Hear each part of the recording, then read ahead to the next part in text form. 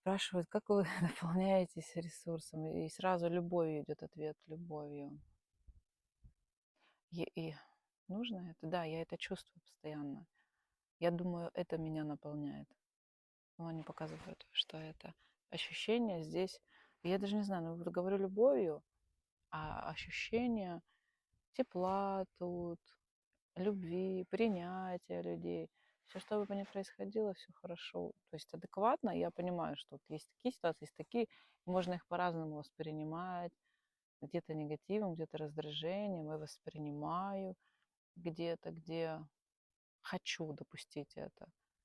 А в основе, когда ум встревает, раздражение показывает, я смотрю в него, убираю, работаю с эмоциями, то есть не трачусь на обработку мыслей, убираю мысли, убираю, оставляю естественное бытие, как могу.